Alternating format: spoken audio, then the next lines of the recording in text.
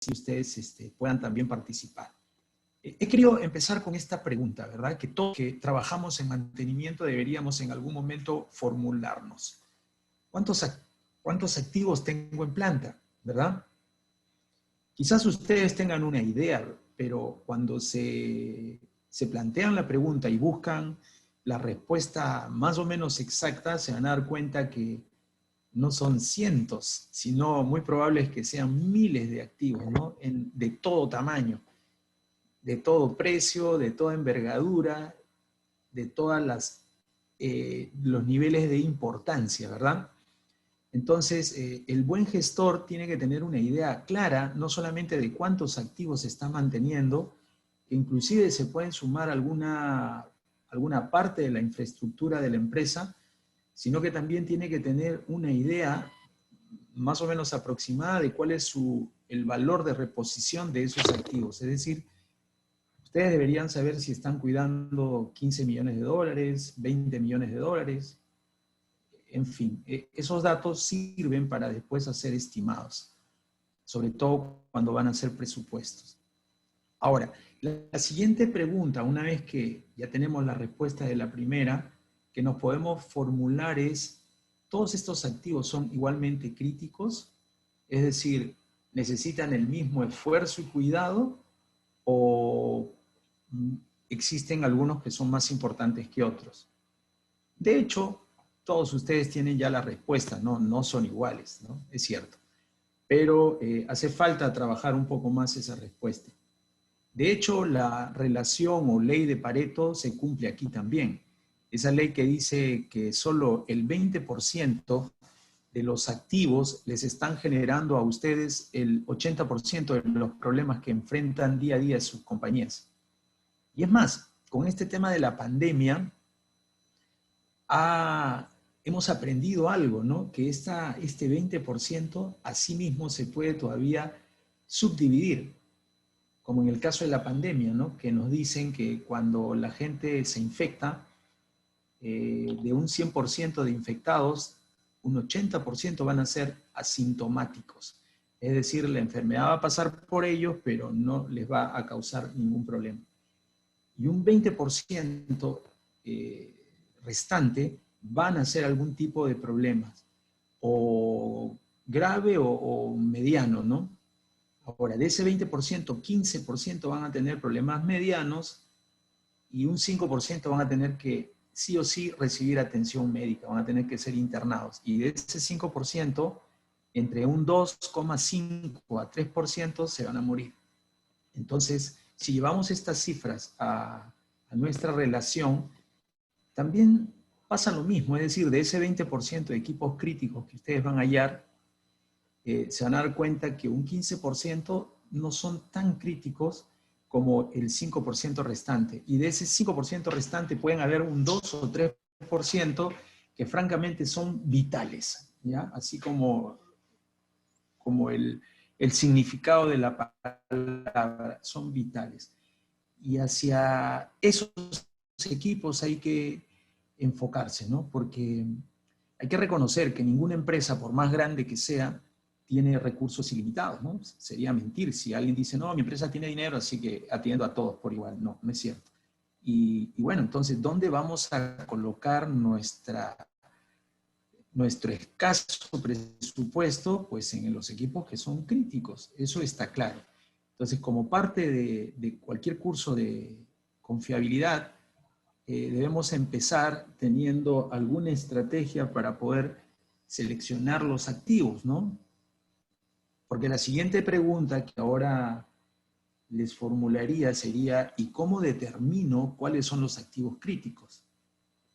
En la mayoría de veces, la gente de mantenimiento se siente capaz de poder señalar cuáles son los equipos críticos, ¿verdad?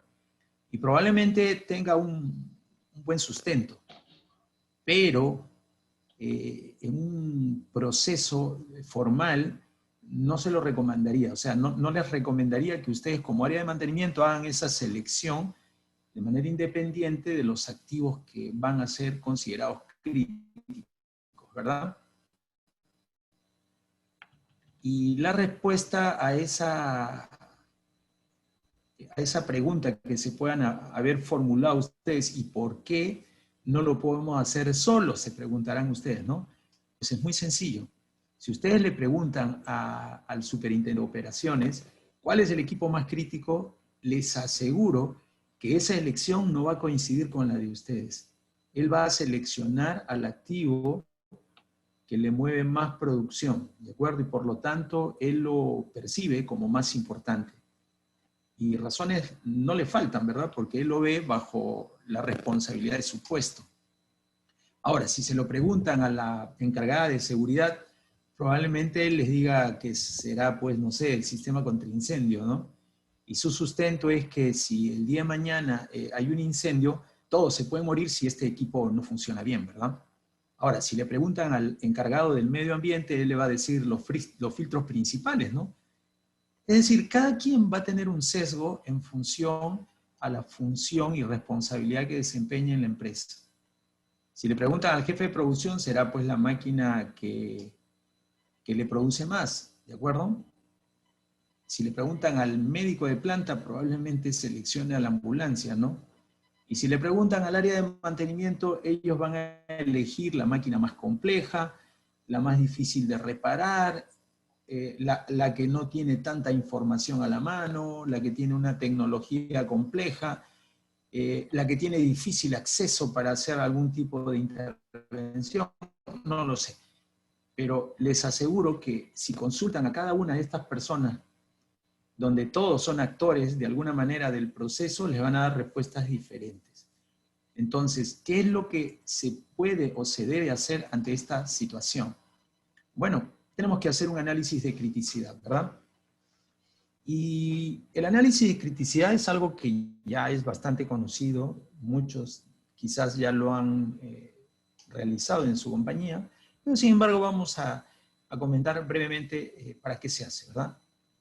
Bueno, se hace un análisis de criticidad para, ya lo dije, para priorizar nuestro esfuerzo, priorizar órdenes, priorizar presupuestos, tener una reserva especial de repuestos críticos que están vinculados justamente con estos activos críticos.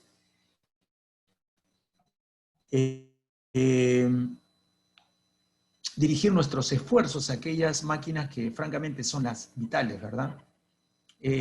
Otro de los temas que tenemos que abordar en este proceso es establecer cuáles son los criterios que se van a elegir y además el método que vamos a seguir, porque hay más de un método para calcular la criticidad. Hay uno en particular que es bastante conocido porque sale en todos los libros, ¿no? Pero afortunadamente existen otros, porque no siempre ese, que es el más conocido, se ajusta a todas las necesidades. ¿Y cuáles son los pasos a seguir? Muy simple, hay que listar los activos que van a entrar en el análisis, seleccionar a esas personas que van a intervenir en el proceso de evaluación, porque si ustedes utilizan un buen formato, pero terminan haciéndolo solamente la gente de mantenimiento, estaríamos nuevamente en la misma situación anterior. De lo que se trata es que junten un equipo representativo, un equipo de personas que tengan que ver con la planta, puede ser las mismas personas que acabo de mencionar, el jefe de seguridad, el de operaciones, el superintendente, el de mantenimiento, el de calidad, que no lo puse ahí en la lámina, pero también tiene algo que decir. Y la idea es que se les informe a ellos antes la importancia que tiene el proceso y la responsabilidad que tienen en el trabajo que se les va a dar, ¿no? Se les debe dar todo masticadito como para que ellos califiquen. Claro, cada uno de ellos va a calificar en su tema, ¿verdad? Y luego el modelo debe poder consensuar todas estas respuestas y sacar una suerte de criticidad consensuada, ¿no? No en todos los modelos se permite una interacción de todas estas personas. Es por eso que ustedes tienen que elegir el método, según sea el caso. Y luego que ya tienen un ranking de equipos críticos, pues lo tienen que validar, y una vez validado, se registra, ¿verdad? Y se le ponen las firmas para que así todos estén comprometidos con ese resultado.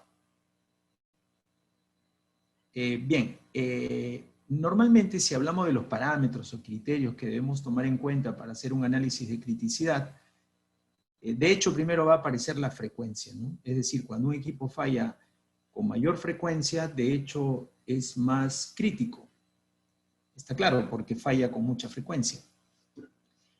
Ese es uno de los factores que se toman en cuenta, pero después hay un grupo de factores que también se toman en cuenta. Uno de ellos es el tiempo medio de reparación, es decir, si un equipo cada vez que falla toma mucho tiempo repararlo, por el acceso, por lo que fuera, entonces eso también lo convierte en más crítico, ¿verdad? El otro criterio es el impacto a la producción, es decir, si cuando este equipo para nos afecta mucho a la producción y encima esta producción perdida por hora tiene un costo alto, entonces pasa a ser también un equipo crítico, ¿verdad? El costo mismo de la reparación, ¿no? Hay reparaciones y reparaciones, algunas son muy costosas, porque involucran personal extranjero, repuestos importados, qué sé yo. Entonces es una causal también para hacer crítico a ese equipo. El impacto a la seguridad, de hecho, que también hay que tomarlo en cuenta. No solamente la seguridad de las personas, sino a la seguridad de las instalaciones. El impacto al medio ambiente, ustedes saben que atentando al medio ambiente podrían cerrar la planta, ¿no? O ponerles una multa bastante costosa. Y finalmente, el otro criterio es el impacto a la calidad o el impacto al cliente, el lucro cesante o la falta a algún tema contractual producto de no atender un pedido, ¿verdad? A tiempo. Entonces, todos los criterios que vinieron después que la frecuencia se pueden modelar para medir las consecuencias. Entonces, la criticidad se calcularía con esa famosa fórmula, y ese es el primer método que vamos a mostrar, que es la criticidad igual a frecuencia por consecuencia.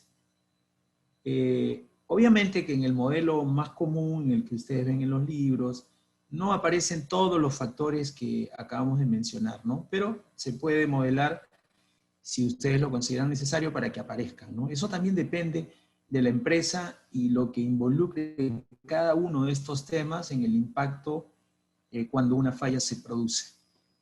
La primera forma de calcular esta criticidad es numérica, ¿no?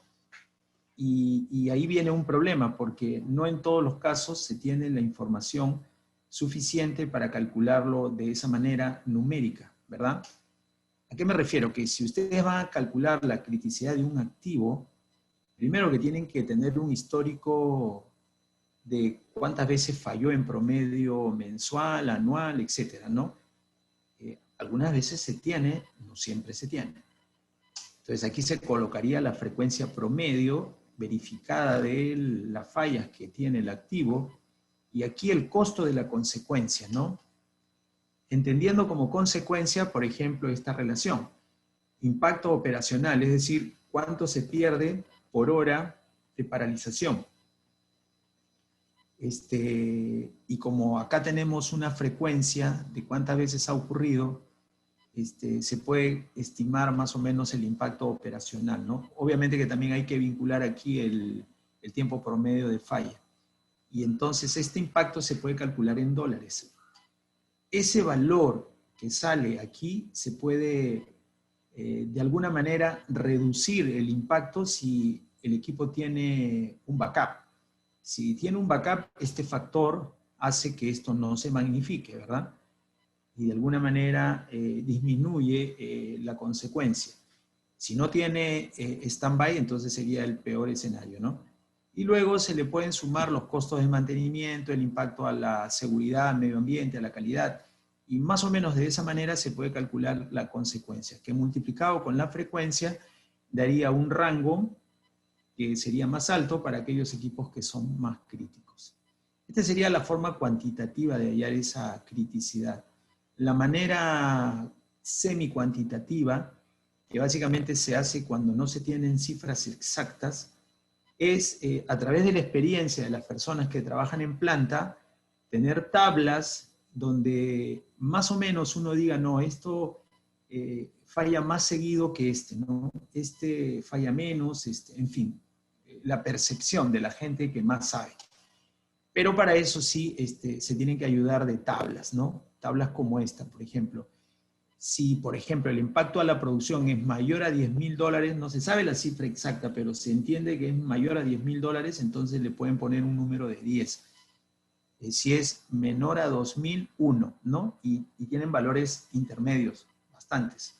Entonces, de esa manera pueden estimar el impacto a la producción y pueden tomar esos números que en verdad son reales, pero sí son, digamos, representativas, y con eso hacer el cálculo. Luego tendrían que tener otra tabla que mida el impacto a la calidad, si tiene un impacto localizado, digamos, impacta a todo el área, a toda la compañía, a la localidad, al país, en fin, ¿no? Hay varias formas de medirlo con estas tablas. El costo de mantenimiento, igual tienen que establecer más o menos algunos tabs. Ahora, estas cifras que les estoy dando no tienen que ser iguales para ustedes, ¿no? Eso ya depende de cada realidad. Hay que trabajar las tablas antes de hacer el análisis, ¿no? El impacto a la seguridad y medio ambiente, lo mismo. Y el tema de la flexibilidad, lo que les decía, ¿no? En algún caso ustedes podrían colocar, si tiene stand-by, un factor que divida, ¿no? No que multiplique, y de esa manera atenúa más el efecto de la consecuencia. Claro está, porque el tener un stand-by a veces simplemente no afecta, ¿no? O no tendría consecuencias, ¿no? Podría ser cero inclusive. Tiene stand-by, entonces cero, y ya toda la consecuencia desaparece, ¿no? Y solo aparecería cuando no tengo cómo reemplazar esa función, ¿verdad? Frecuencia lo mismo, si falla entre 10 a menos fallas por año y cosas parecidas, ¿de acuerdo? Muy bien. Y bueno, en el curso normalmente se ve estos ejercicios de manera detallada, con máquinas diversas, se les da información y luego se calcula a través de alguno de los métodos, ¿no? No en todos los casos, ese método tradicional que ya lo vieron, se puede aplicar, ¿no? Y para entonces hay otra forma de hacer el cálculo, que tampoco es la única, porque hay más formas para poder calcular la criticidad, ¿no? Por ejemplo, yo les comento un caso en el que tuve la oportunidad de trabajar, donde se usó una matriz parecida, ¿no? Por ejemplo, en Sedapal, una empresa de saneamiento, ¿no? Que estaban hallando la criticidad de sus pozos de agua, que los tiene, la mayoría están en cerros, digamos, en los límites de la ciudad de Lima. Y evidentemente medirlo de la manera anterior no tenía mucho sentido, ¿no? Aquí la criticidad se midió de otra manera. Por ejemplo, uno de esos criterios fue, les comento, la capacidad que tenía cada pozo de bombear, de contribuir con agua al sistema. Es decir, un pozo más grande es más crítico, porque al salir de servicio daña más a la red. Entonces la capacidad del pozo era un criterio, y se medía en función a su potencia, su caudal, qué sé yo, cuánto iba a ser el rango de calificación que iba a tener. El otro factor era si es que este pozo estaba conectado a una red, a la red completa, o solamente estaba trabajando de manera aislada. Si estaba trabajando de manera aislada era más crítico, porque al parar esa bomba se paraba todo el suministro en esa localidad. En cambio, si ese pozo era parte de una red, no había ni mucho problema, porque era como si tuviera stand-by. Al final, el resto de la red podría darle agua, ¿no? Luego estaba el acceso, no todos tienen el mismo acceso. El otro tema era a qué localidad atendía, si habían fábricas con peligro de explosión y se podían generar eventualmente incendios, entonces había que mantener agua por si en algún momento se generaba algún incendio, lo que fuera, ¿no? En fin, entonces había muchos más criterios relacionados con la propia actividad que se usaron para armar esta tabla, ¿no? En este caso se han usado criterios bastante conocidos que inclusive se parecen a los anteriores, ¿no? Pero ya les digo, esto puede cambiar dependiendo del caso.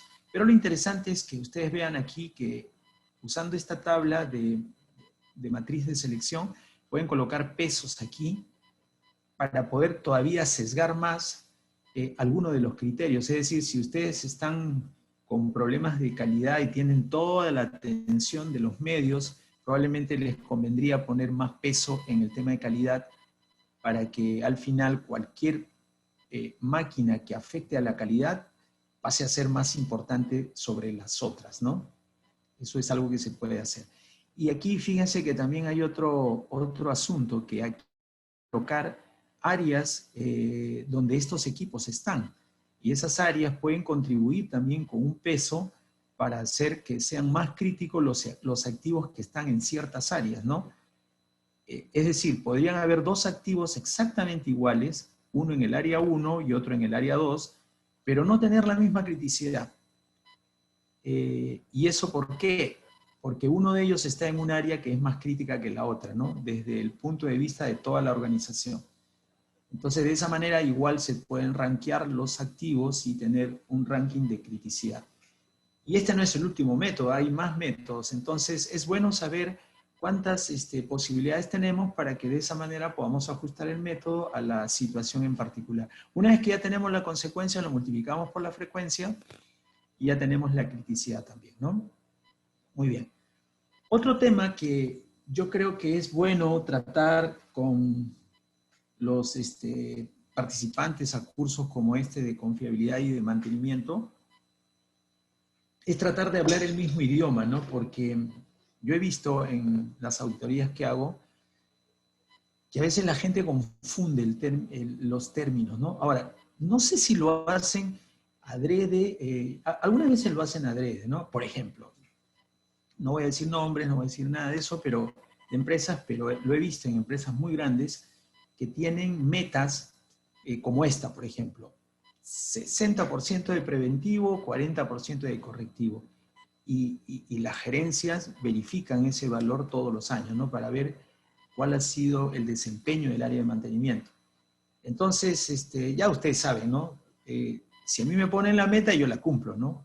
Como sea, pero la cumplo. Entonces, cuando yo iba a verificar esa cifra como un externo, llegaba el día 30 a la planta a hacer mi verificación en el SAP y me encontraba que 300 órdenes habían sido cerradas el día anterior y todas estaban vacías, ¿no? O sea, no tenían mayor detalle. Obviamente, y cuando hacías el conteo, pues cuadraban las cifras de 60-40, ¿no? Y cuando ya uno entraba al detalle, se daba cuenta que muchas de las tareas preventivas en realidad eran checklists, ¿no? Bueno, fuera que fueran checklists correctos, ¿no? Es decir,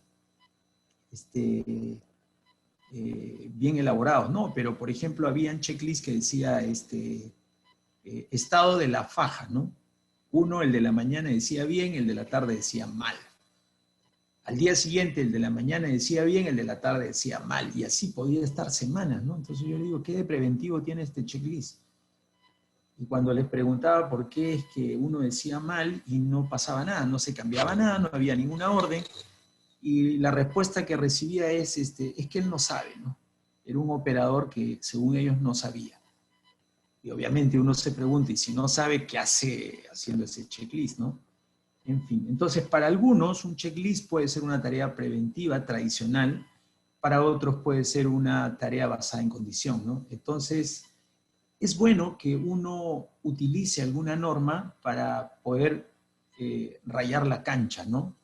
Porque lo cierto es que la mayoría de las personas creen saber el concepto que hay detrás de cada término en mantenimiento solo por la similitud que pueda tener con una palabra que él ya conoce, ¿no? ¿A qué me refiero? Si yo hablo de mantenimiento preventivo, entonces prevención, pues, ¿no? Entonces hacer un checklist también puede ser una prevención. Y lo puede ser, ojo, pero eso depende qué norma estén usando y qué patrones, ¿no? Porque para otros puede que no lo sea, ¿no?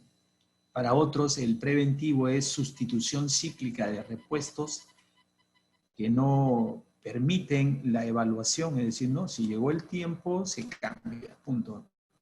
O reacondicionamiento cíclico cuando requiere una limpieza o un rectificado, lo que fuera, ¿no?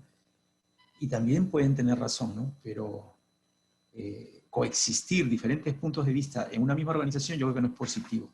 Bien, entonces, para eso yo siempre uso, porque me parece una buena norma, esta la 13306 del 2007, que creo que ya hay una más moderna, y la uso porque la están usando más de 28 países de la Unión Europea, la CMRP también la aceptan, ¿no? Los americanos también, y es una norma que en su interior hay una parte donde habla de los tipos de mantenimiento, ¿no? Que es el extracto presentar. Hay dos clasificaciones en realidad para mantenimiento. Una, que es la que voy a presentar primero, que tiene que ver con el momento en que ocurre un problema y la actividad, si se hace antes de la falla o se hace después de la falla, ¿verdad? Y la otra clasificación es si se puede planificar o no se puede planificar. Entonces, si se hace antes de la falla, se le llama pues mantenimiento preventivo, ¿no? En esta norma. Hay otro tipo de mantenimiento que en realidad no tiene que ver con esto de antes o después, y que en la norma está en el acápite 7,6, y aunque dice mantenimiento mejorativo, en realidad no es un mantenimiento. ¿Y por qué no es mantenimiento? Porque cambia la estructura de la máquina, es decir, le agrega funciones o lo potencia más, ¿no? O sea, lo saca del estándar que tenía cuando se compró. Entonces, bajo casi todas las normas, ese tipo de actividades no es de mantenimiento. Puede ser que lo haga el personal de mantenimiento, de seguro que sí, pero no es considerado mantenimiento, ¿no? Entonces, le han puesto en la norma mantenimiento mejorativo y está aparte. Y bueno, si se hace antes es preventivo, si se hace después es correctivo.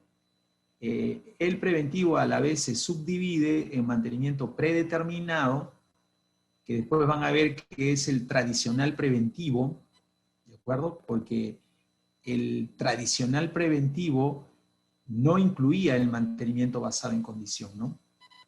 El de esta norma sí incluye al basado en condición. Y aquí viene el tema que a veces genera confusión, porque no todos los autores, no todas las normas usan la misma clasificación, ¿no? Por ejemplo, los que han estudiado RCM con el libro de Mowbray se darán cuenta que estos dos tipos de mantenimiento, a estos dos tipos de mantenimiento Mowbray le llama mantenimiento proactivo, ¿no? Pero en esta norma esto no se llama proactivo, sino se llama preventivo.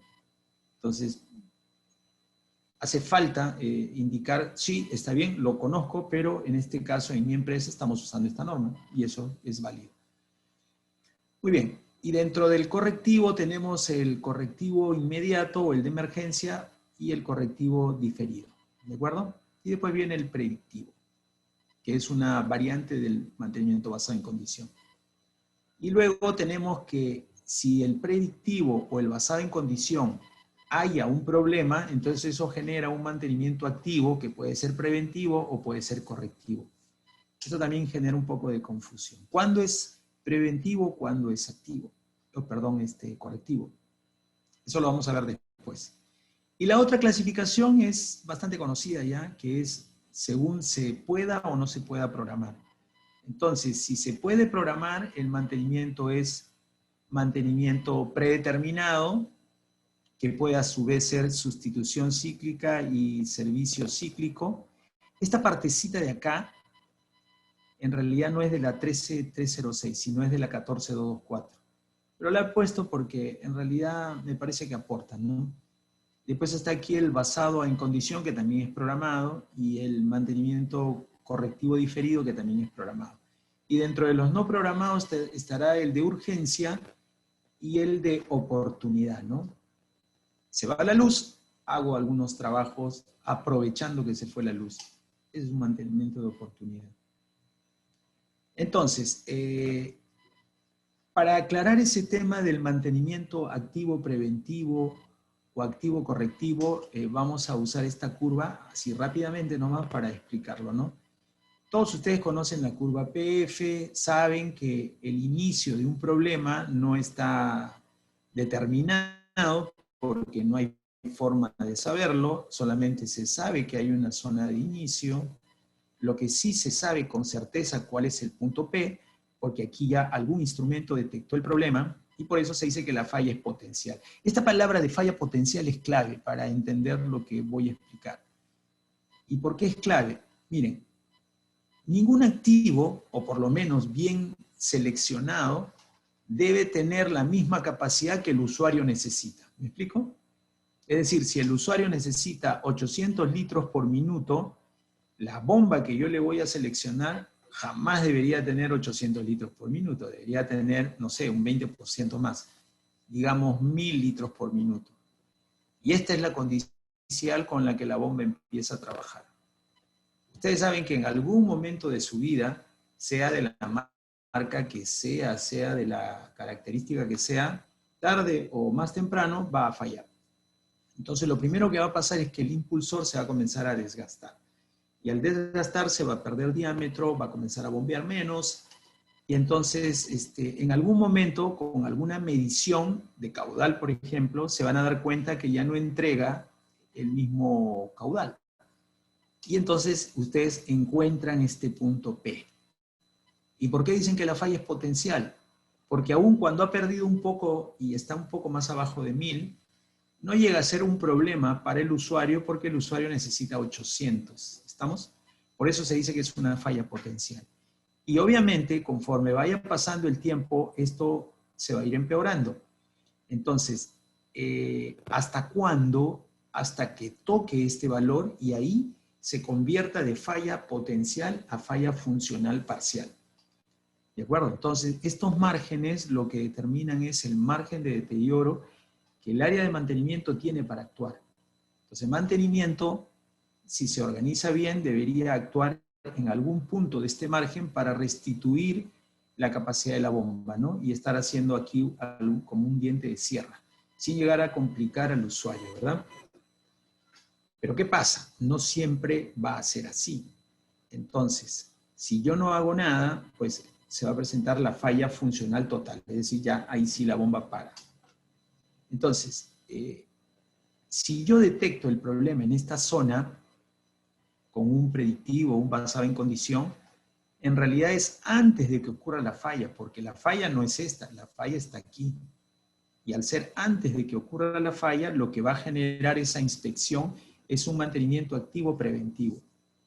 Pero si yo no me di cuenta y lo detecté un poquito después, que quizás el usuario ni se dé cuenta, porque no es que el usuario todo el tiempo está consumiendo 800. En realidad el usuario lo que tiene es una curva tipo campana de Gauss de su característica de consumo. Este valor va a ser bastante ocasional, entonces puede que no se dé cuenta, pero ya pasó, digamos, el límite comprometido y sería un mantenimiento activo, correctivo, el que se tendría que generar.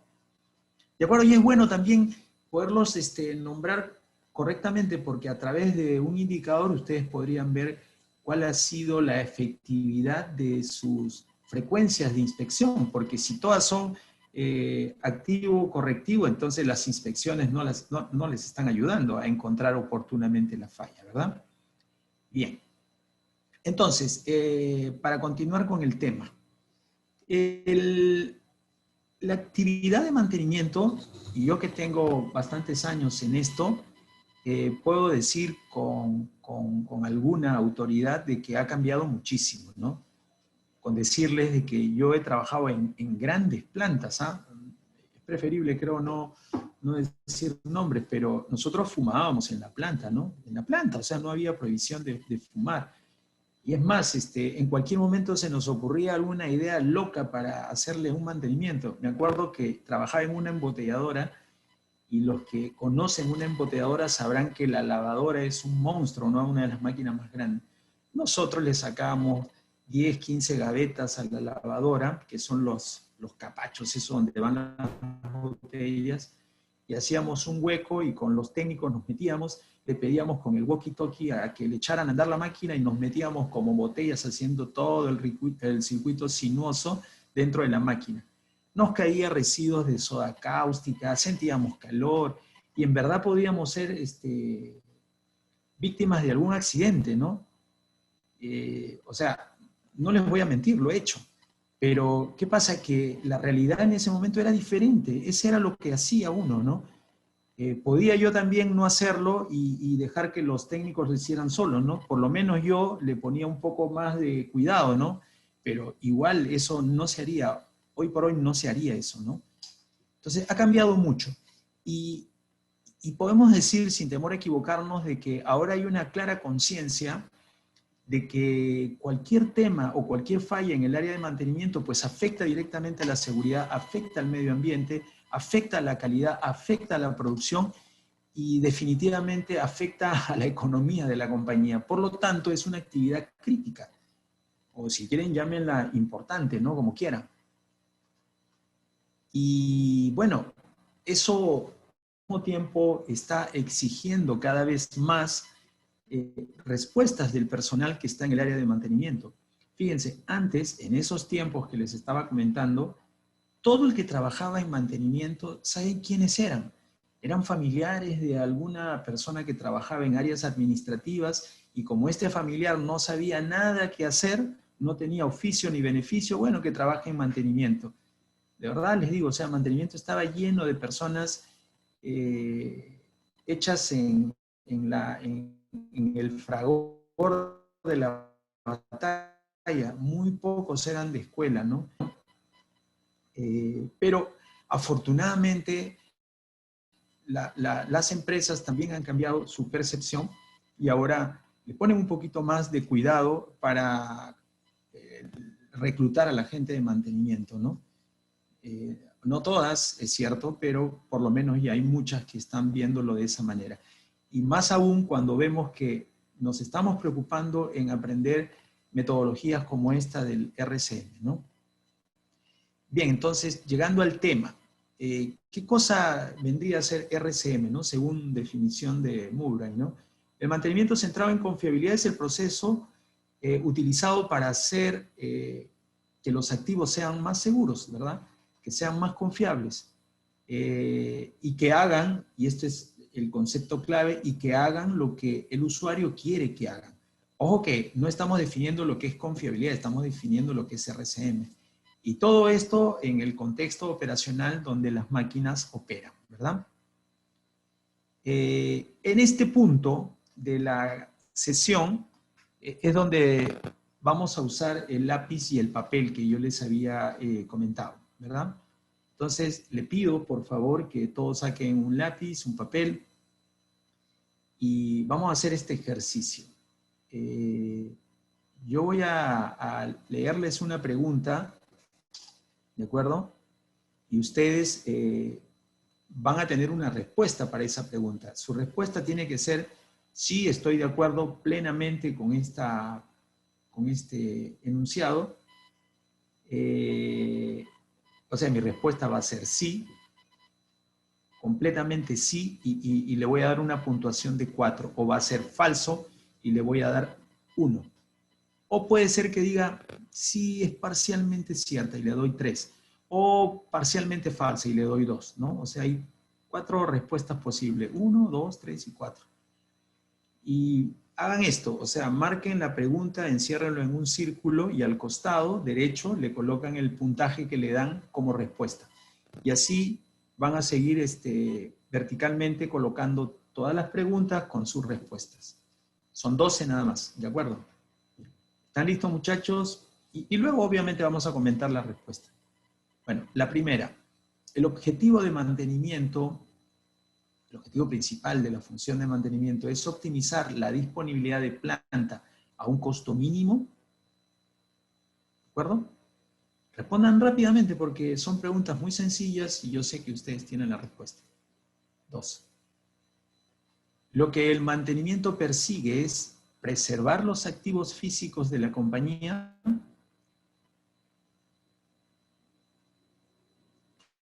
3.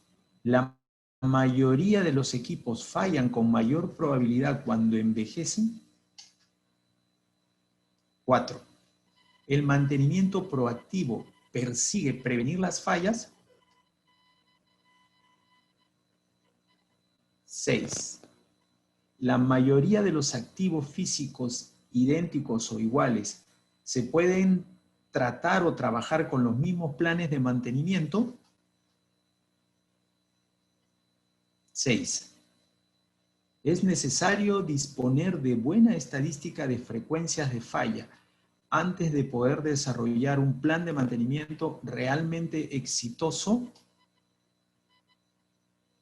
¿De acuerdo? Son preguntas bastante fáciles de responder, así que rápidamente van colocando sus puntos.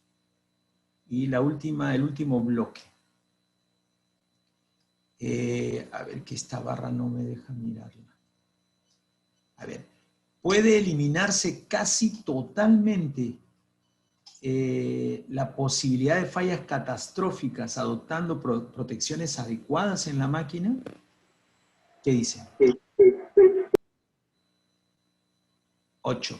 Hay 3 tipos básicos de mantenimiento: predictivo, preventivo y correctivo. ¿Qué me dice? 9. La frecuencia de las tareas basadas en condición. O las inspecciones, ya está, podría ser las inspecciones, mejor, ahí debía haberlo corregido.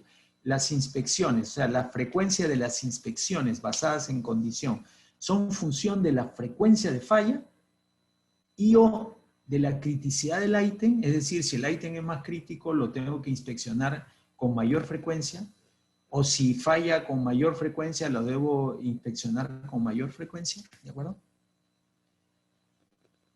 Las políticas de mantenimiento deben ser formuladas por los gerentes y los programas de mantenimiento trazados por especialistas debidamente calificados o contratistas externos. 11. El departamento de mantenimiento puede desarrollar por su cuenta un plan de mantenimiento exitoso y duradero. ¿Qué me dicen? Y la última, los fabricantes de equipo están en la mejor posición para desarrollar planes de mantenimiento activos, o sea, planes de mantenimiento para los activos nuevos. Los fabricantes están en mejor condición, ¿qué dice? ¿De acuerdo? Entonces, ya deben tener todos sus 12 respuestas. Ahora les pido, por favor, que sumen, así en vertical, todos sus puntajes que le han dado como respuesta. Y luego nos compartan a través de la chat, y a ver si Adolfo nos ayuda, para que nos lean esos parciales. ¿Cuánto obtuvieron, no? No sé, 40, 30 y pico, no sé. ¿De acuerdo? ¿Qué les parece? Vamos a ver si puedo acceder aquí a la chat para ver sus resultados.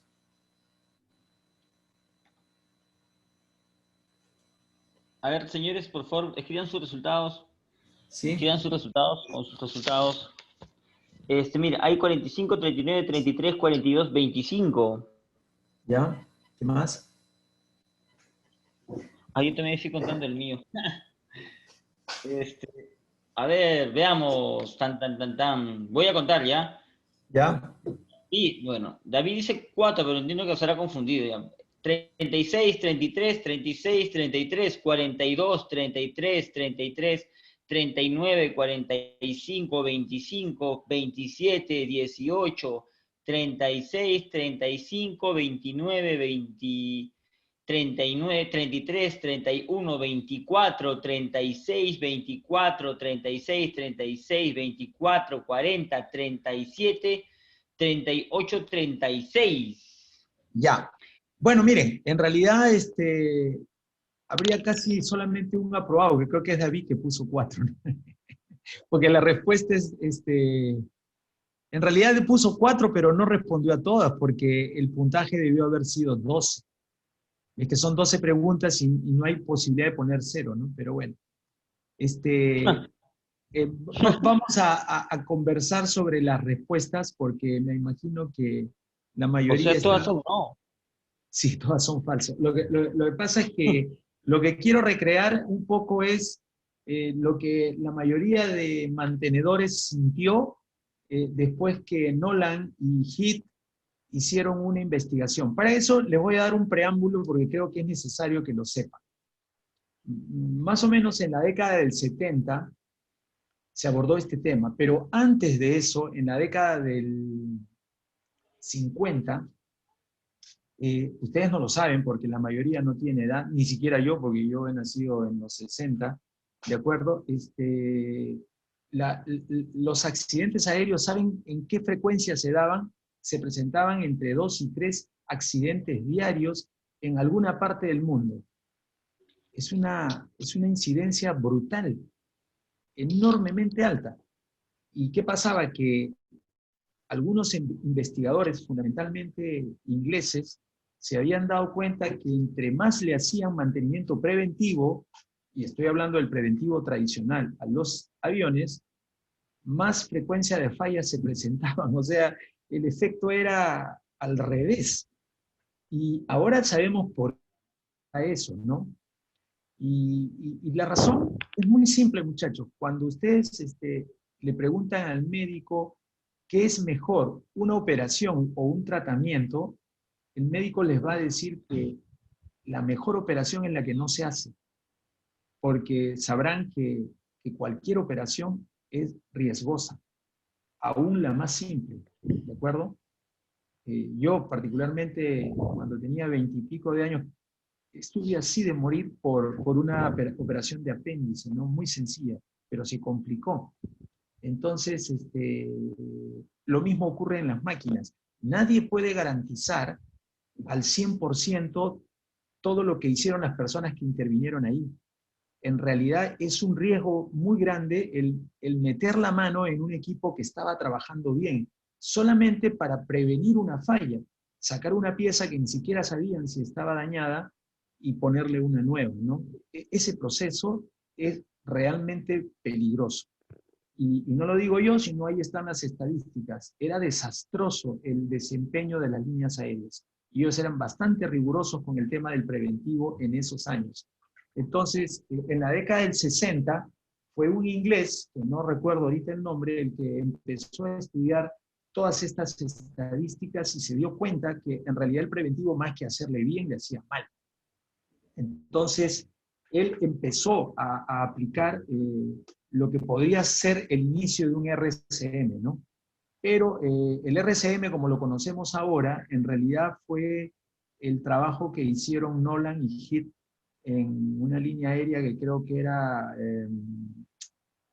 American Airlines, o no recuerdo el nombre de la línea, pero es una línea conocida americana. Y estos ingenieros trabajaron con esta empresa y se dieron cuenta, corroboraron lo que había dicho el inglés, es decir, que más mantenimiento preventivo era peor. Y lo que hicieron fue crear las bases de lo que ahora se conoce como el mantenimiento centrado en confiabilidad, ¿no? Y pocos años después salió la norma SAE J10, 1011, la 1012. Y bueno, entonces, lo que les quiero decir, todo lo que ese informe arrojó, como que fue revolucionario e impactó a mucha gente. Primero, una de las cosas que se dice ahora en el RCM es que mantenimiento, en realidad, su función principal no es elevar la disponibilidad de la máquina a bajo costo. Estamos hablando que es la principal tarea, ojo, ahí, así dice la pregunta. En realidad son muchas cosas más que uno busca como mantenimiento, porque ¿qué gano yo que la máquina no pare si está produciendo todo defectuoso? ¿Estamos? Porque saben ustedes, si han estudiado el OEE, saben que la disponibilidad puede ser 100% y la tasa de calidad puede ser 0, ¿no? O sea, así de drástico, son líneas paralelas. Entonces, yo tendría, si quisiera completar la idea, tendría que decir con baja tasa de defectos, con máxima seguridad, en fin, o sea, tendría que agregarle muchas cosas más. En realidad no se acostumbra a definir la función principal de mantenimiento en RCM así, sino se dice lo siguiente, y esto parte de un principio muy básico, ¿no? Por algo se compra el activo. ¿Por qué una empresa compra un activo? Porque le gusta tener compresores, son lindos, son cajas cuadradas preciosas, ¿no? No es un auto deportivo, o sea, uno compra por la función, es decir, quiere aire comprimido. Y les aseguro que hay mucha gente que tiene empresa y que ha comprado compresores y jamás lo ha visto, ni tiene la menor intención de conocerlos, ¿no? Mientras la planta funcione, a él le sobra. Y entonces, el nuevo concepto de mantenimiento es mantenimiento. Lo que tiene que lograr es que el activo siempre mantenga todas las funciones que el usuario deseó cuando lo compró. Esa es nuestra función, hacer que las funciones estén presentes. No cuidar al activo, no conservarlo, que de hecho tiene relación. Pero ¿por qué es bueno separar estos conceptos? Porque cuando yo lo tengo claro que son las funciones, entonces se me ocurren soluciones como que, ¿sabes qué? No voy a comprar activos, mejor voy a comprar un servicio que me dé esas funciones. Y ustedes saben que hay minas que solamente son propietarias del terreno y que toda la operación está tercerizada, ¿no? No le interesa si las máquinas se rompen o no se rompen, mientras a mí me den la función, yo pago por eso, ¿verdad? Y esas empresas también tienen un hombre de mantenimiento, pero que está garantizando que las funciones se entreguen, ¿verdad? Entonces, ese es el nuevo concepto, por lo tanto, la respuesta era falso.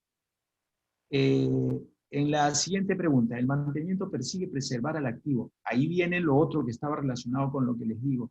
Mantenimiento no busca preservar al activo. Yo lo que busco es preservar la función. Yo no sé si ustedes saben que hay máquinas como las que hacen los túneles, estos que están haciendo el Metro de Lima, que en algunas ocasiones se han tenido que dejar perdidas ahí, porque no funcionaban, sino porque era más costoso sacarlas, ¿no? Entonces ya cumplió con la función, ya no me interesa. O sea, si se rompe, si se deteriora, si se la llevan a pedazos, no me interesa. O sea, el tema no es preservar al activo, sino la función. La mayoría de los equipos fallan con mayor probabilidad cuando envejecen. Eso también es falso y eso lo detectó Nolan y Heath. Es decir, uno tiene un concepto, digamos, tradicional y básico de que toda cosa cuando está vieja falla pues de vieja, ¿no? Entonces las máquinas deben ser igual. Pero eso no es cierto. En realidad, las máquinas están sometidas a muchas condiciones, ¿no?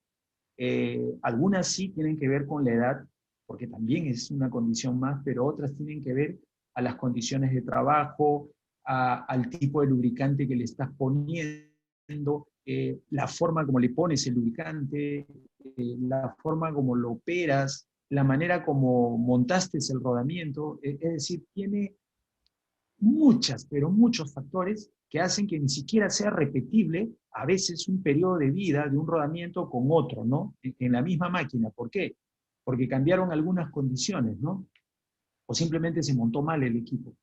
Este, por lo tanto, se han encontrado, y después se los voy a mostrar, diferentes patrones de vida de los componentes de una máquina que hacen de que se demuestre que ese patrón, que es el que los equipos se desgasten o fallen más cuando son más viejos, se deseche, ¿no? No es ese el patrón más común, por lo tanto es falso.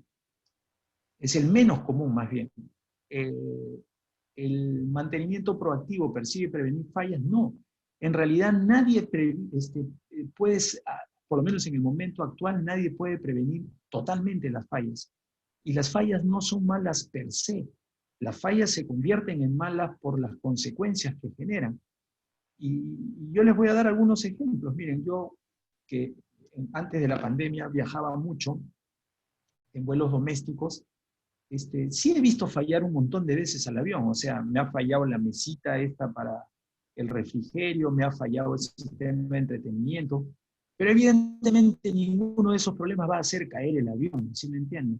Entonces es mentira que los sistemas aéreos persiguen la eliminación de las fallas. No, lo que persiguen es su consecuencia. Es más, se sorprenderán que algunos componentes del avión en realidad, ¿saben qué estrategia de mantenimiento tienen? Correctivo. Y correctivo hasta que se rompa. Y ustedes dirán, pero no puede ser, es una locura. En un avión, sí. Por ejemplo, la bomba hidráulica del tren de aterrizaje. Seguro, si esa bomba acaba de ser mantenida y la han puesto y ustedes van a salir en ese vuelo, se sentirían seguros como mantenedores que son. No garantiza, nadie puede garantizar que ese equipo no va a fallar. Entonces, pero como ya están dentro de la filosofía del RCM y saben que el activo no es importante, sino la función, entonces entenderán ahora sí de que yo puedo dejar a esa bomba trabajar hasta que se rompa, porque no me importa la bomba, lo que me importa es la función, pero ¿cuál va a ser mi solución finalmente? Poner 2 stand-by para que entren en caliente. Entonces, en el momento que la bomba pierde presión, inmediatamente el sistema saca esa bomba fuera de servicio y mete otra bomba. Se acabó la historia. Eso es mucho mejor.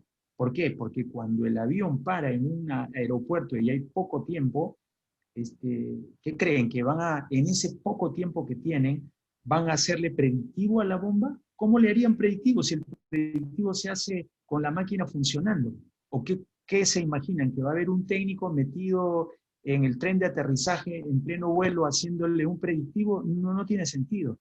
¿Sí me entienden? Entonces, un avión cuesta más de 40 millones de dólares y no se puede parar mucho tiempo. Entonces, lo que se hace es simplemente se revisan a través de un mantenimiento que se llama detectivo o búsqueda de fallas ocultas, se revisa que los stand-by estén bien y eso es muy rápido y eso es todo lo que hacen. A la bomba que está en línea, la toques, porque tocarla ya es contaminarla con una probabilidad de falla. Y de esa manera se demuestra que la respuesta 4 también es falsa. El mantenimiento proactivo no previene las fallas, lo que previene son sus consecuencias, que es diferente. La mayoría de los activos físicos idénticos se pueden tratar con planes de mantenimiento equivalentes. No, es lo que hacemos normalmente, copio y pego. No, señores, porque puede ser que estos activos estén trabajando en contextos diferentes y por lo tanto no se puede así nada más copiar. El hecho nomás que tenga otro operador ya cambió el contexto. Así lo demás sea igual, ¿de acuerdo? ¿Es necesario disponer de buenas estadísticas? No, porque si de eso fuera no se podría hacer nada. Y hay buenos planes que se han hecho sin estadística. En el libro de Murray, que es la Biblia del RCM, que recogió, porque Murray recoge todo el trabajo de Nolan y Heath, que había sido hecho fundamentalmente para la aviación y lo traduce para la industria, ¿no? Por eso se considera que es la Biblia, ¿no?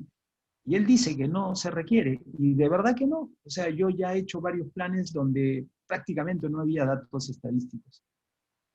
¿Se puede eliminar casi totalmente las fallas catastróficas adoptando protecciones? No, porque la mayoría de veces, como son elementos que no funcionan todo el tiempo, nadie le da pelota. Y cuando te das cuenta que falló ya es muy tarde, porque junto con esa falla se generó la falla catastrófica, ¿no?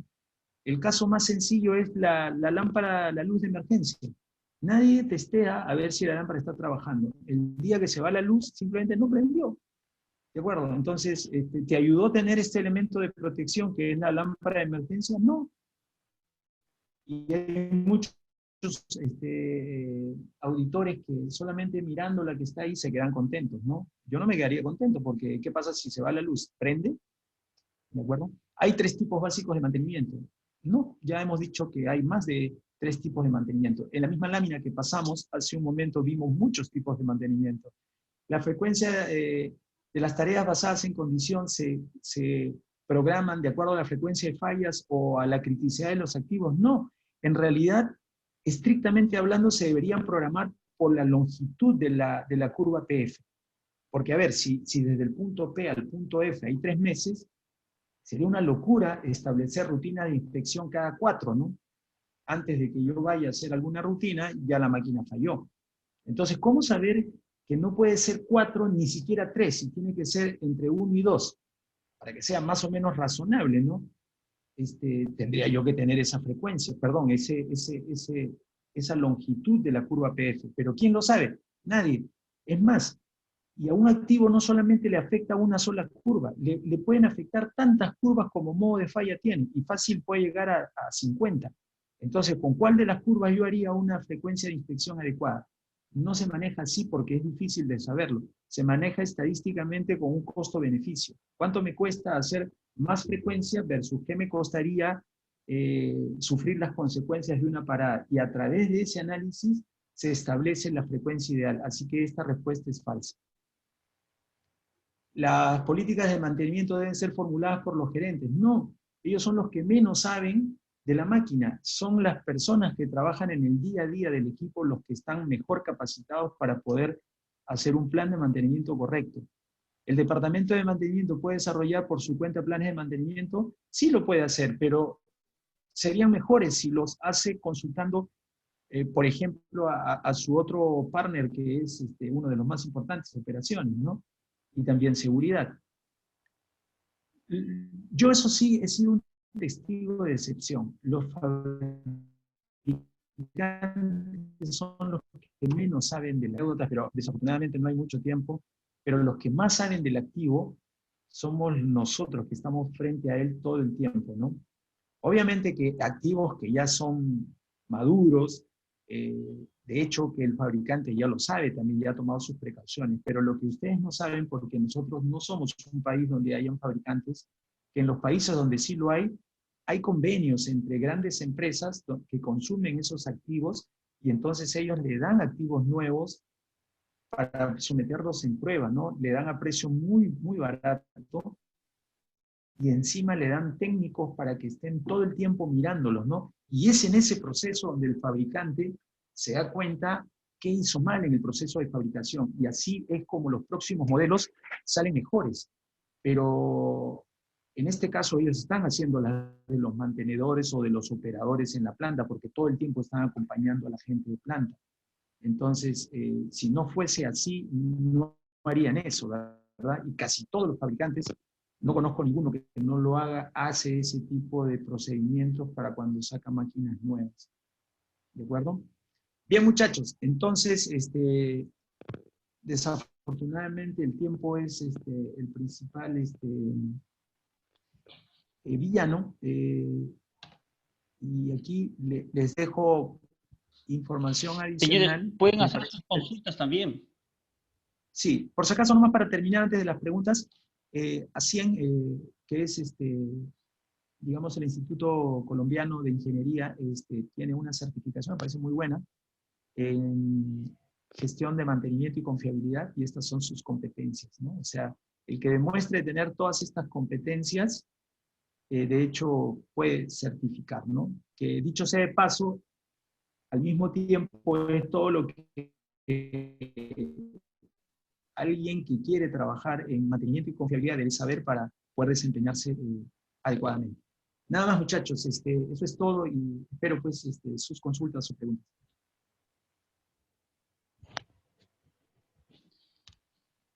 Gracias, José, gracias. José, Sí, ¿puedes volver a la parte de las preguntas que tú habías sí, sí, colocado, claro. por favor? ¿Esta o la primera? La primera, la primera. Señores, ¿tienen algunas consultas que quieran? En este caso, vamos a decir la palabra debatir, compartir experiencias, comentarios acerca de las preguntas que hizo José. Muchos de nosotros, bueno, la mayoría ha puesto 35, 36, a mí me salieron algunas 20, a otras personas 27, a otras personas 4 por 12, 48. Y tenemos, creo que si bien es cierto, José nos ha explicado, pero también entiendo que también tenemos nuestro punto de vista, ¿no? Sí, claro, claro. Entonces, Y pueden podemos activar sus conversar. micrófonos, señores. Pueden activar sus micrófonos, por José, favor. buenas noches. Hola, buenas Sí, noches. buenas noches. José, no sé, pues a manera personal, el mejor plan de mantenimiento que se ha sacado, creo que es teniendo en cuenta parte las recomendaciones del fabricante, la experiencia de, de las personas que laboran día a día, como tú lo decías, en la operación. La otra parte importante también en sí es lo que recomiendan no solamente los fabricantes, sino los proveedores de los repuestos, porque muchos eh, fabricantes recomiendan el cambio de rodamiento a X hora, mientras que hace uno la comparación con el fabricante del rodamiento y entra en que varía. Igual el caso real de ese es ya el equipo funcionando en campo, porque no es lo mismo ponerlo en una planta donde tiene unas condiciones óptimas de trabajo a cuando Sí, vamos a terreno que en el terreno tú sabes que hay contaminación, a veces está expuesto a lluvia, se pasan lubricaciones, y son un X factores que tienen incidencia en los equipos. Entonces, ¿tú cuál crees que es la mejor manera de realizar el plan óptimo o el plan adecuado de mantenimiento? Mira, como te comentaba, los fabricantes no tienen cómo, o sea, para mí los fabricantes no son determinantes en un plan de mantenimiento. Lo que ocurre es que cuando tú tienes, y lo dije al principio, 1000 equipos, por decir un número, que tienes que mantener, no te vas a pasar pues haciendo planes de cero a todos, ¿verdad? Porque no terminas nunca. Entonces, para aquellos equipos que están dentro de ese 80% que salieron en el análisis de criticidad, le hago lo que recomienda el fabricante y es suficiente. Pero aquellos equipos que son críticos, de verdad que el fabricante jamás te va a dar la mejor solución. ¿Sabes por qué? Porque quizás muchos de esos fabricantes trabajan en otro país, con otras condiciones, con otros operadores, con otro régimen de trabajo, con otros repuestos, etcétera, etcétera, etcétera, y por lo tanto, sus recomendaciones no te van a servir de mucho. Eso por un lado. Por otro lado, no quiero decir marcas, pero en algún momento yo trabajé tema de entrenamientos con algunos fabricantes y ellos me decían que querían comprar un software de mantenimiento para podérselo dar al usuario, pero en el fondo, después que conversamos, ¿saben cuál era la intención? De que el usuario supiera que a tal hora ya le tiene que cambiar el rodamiento. Miren, nos guste o no nos guste, ellos tienen un negocio y nosotros tenemos otro. Es decir, vamos a suponer que ellos han hecho investigaciones que han determinado que un repuesto, ponte un rodamiento, te dura 5.000 horas, ¿de acuerdo? Esas 5.000 horas, si ellos la consiguieron como dato, después de un montón de estudios, yo no creo que eso me lo den, ¿no? O sea, a las 5.000 horas te lo tienes que cambiar. Él te va a decir 4.000. ¿Por qué? Porque detrás también hay un interés de vender el repuesto, por un lado. Y por otro lado, ellos quieren, como es lógico, que su máquina sea percibida como buena. Entonces, ¿para qué me voy a ir al extremo pudiéndome quedar en 4.000? Entonces, más bien yo le voy recordando que ya llegó la hora y que tiene que comprar. Entonces, es otro interés encontrado seriamente. Ve tú a saber en qué condiciones fue que las encontró. Mis condiciones son diferentes. ¿De acuerdo? Entonces, muchos de los mejores planes de mantenimiento que se han hecho con RCM, en algunos casos no se ha necesitado la información previa del fabricante, porque en algunos casos simplemente no existía. Algunos equipos eran muy viejos, otros simplemente no se tenía a la mano, o simplemente no se tomaron en cuenta. Pero eso no fue una razón como para que el plan saliera mal. ¿De acuerdo? Obviamente que no hemos dicho todavía que hay que formar un equipo, que este equipo tiene que tener experiencia en equipos similares, y etcétera, etcétera, etcétera, ¿no? Y seguir rigurosamente un procedimiento. O sea, hasta ahí yo creo que el fabricante puede contribuir, sí, porque también hay equipos y equipos. O sea, si vamos a hablar, pues, no sé, de una planta nuclear, sería absurdo no tomar en cuenta al fabricante, ¿no? Ahí cambia la cosa, ¿no? Pero estamos hablando de equipos industriales, equipos mineros, bastante conocidos, ¿verdad? Ahora, sí, estoy de acuerdo contigo que el resto de actores que tú has mencionado sí tiene un rol diferente, porque si es un proveedor que conoce el medio y por años ha estado vendiendo repuestos a máquinas parecidas, su opinión importa, ¿de acuerdo? Si hay operadores que han trabajado en eso, también importan. Los mantenedores también, con ellos se puede armar un equipo y hacer un plan de mantenimiento basado en RCM. Acuérdense que no se lo vamos a hacer a todos, sino a los equipos críticos. Los equipos que no son críticos, esos sí tienen otro tratamiento. Se le puede aplicar PMO a los medianamente críticos y después simplemente las recomendaciones del fabricante o algunas estrategias genéricas, porque en verdad no hay mucho en juego, ¿verdad? Eso es lo que te podría responder.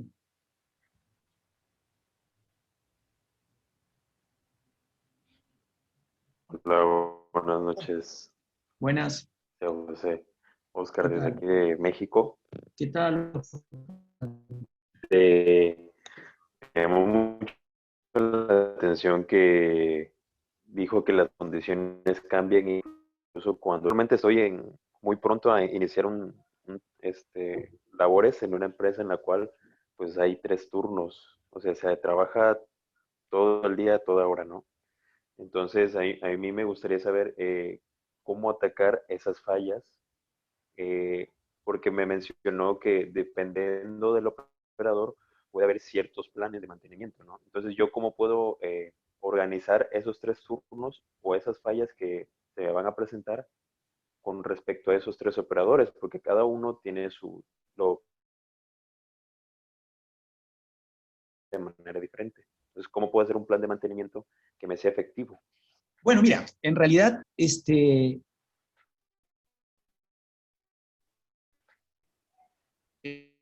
plan que el equipo tiene, y en este momento el equipo tiene 3 turnos, ¿verdad?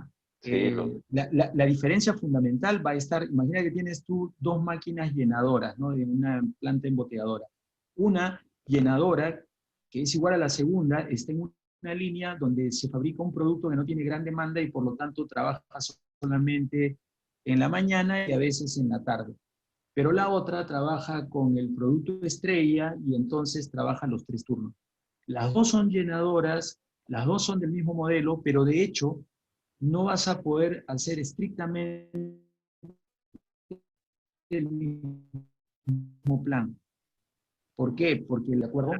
Inclusive, el hecho de trabajar en la noche genera una serie de maltratos que, a ver, en cada caso, ¿no? Pero por lo general, y todos ustedes que han trabajado de noche lo saben, a veces la expertise y la concentración de los operarios no es la misma, ¿no?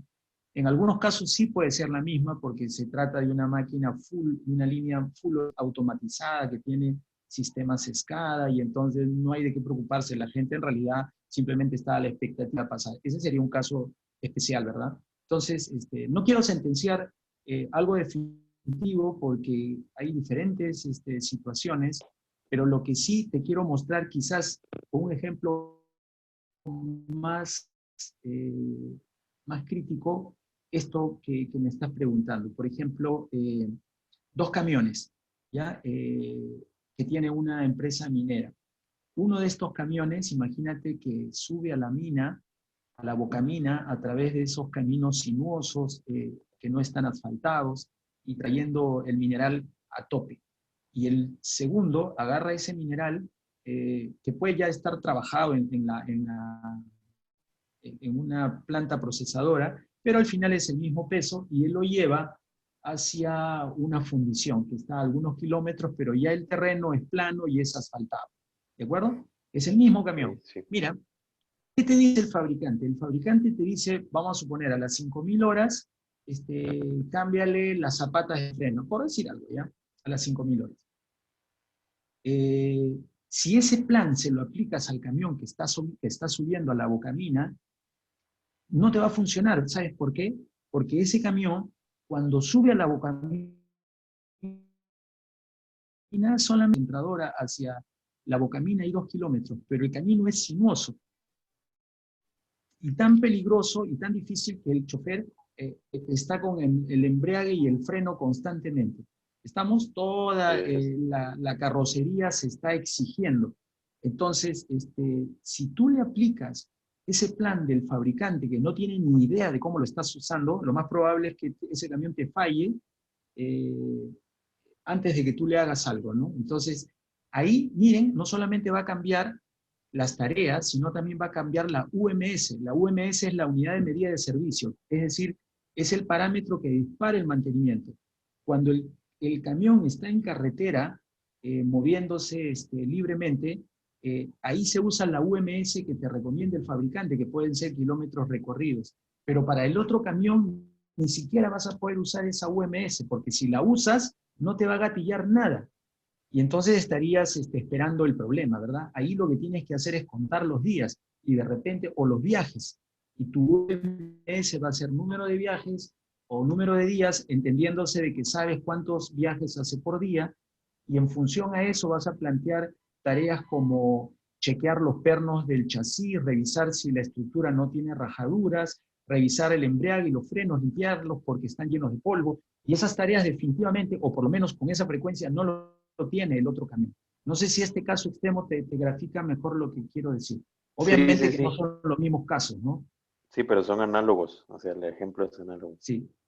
Sí, bueno, Bueno, muchas gracias, me sirvió mucho. ok, gracias, Oscar, por tu tiempo. No, usted. Adolfo, José, buenas noches. Buenas, José, Buenas una noches, buenas consulta. noches. ¿qué Una tal? consulta. Bien, Adolfo.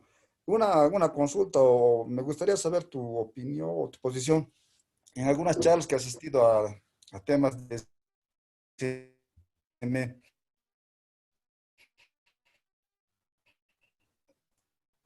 A veces, eh, cuando yo pienso que esas análisis tampoco, o sea, no siempre cuando vas a emplear, digamos, la metodología de RCM, puedes hacer, digamos, una metodología híbrida o otro tipo de metodología, digamos, para enfrentar tu estrategia de mantenimiento. No sé qué opinas sobre eso, José. Estoy de Gracias. acuerdo contigo. Es más, casi todas las herramientas que se usan en el RCM no son del RCM y se usan en otro contexto.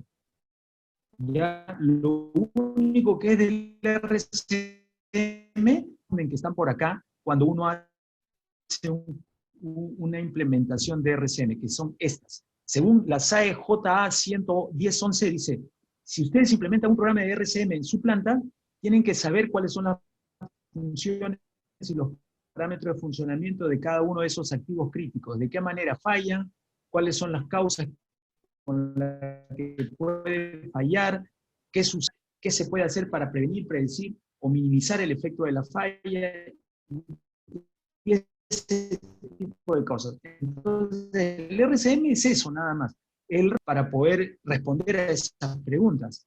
Por ejemplo, tú has hablado del análisis de criticidad. Es cierto, hay muchos que ni siquiera conocen el RCM. El AMEF, por ejemplo, el análisis de falla, que sí pareciera ser un método central en el RCM, tampoco es del RCM. Es una estrategia que existía antes, inclusive en calidad. Y es más, por ejemplo, la habilidad de mejorar la calidad de un producto, porque también se puede hacer. Entonces, se puede mejorar la seguridad de un proceso, se puede obtener la calidad, a mejorar la calidad de un producto o la confiabilidad de un activo con el AMEF. Entonces, no estamos diciendo que el AMEF o el análisis de criticidad sean herramientas propias del RCM, no. Simplemente que tiene que pasar por esas etapas y se agarra lo que se tenga, ¿no? Para poder hacer el ranking de criticidad. Por eso es que hemos hablado hasta de más de un método. Y hay más todavía, ¿no? Entonces, de acuerdo contigo. Gracias. Ok,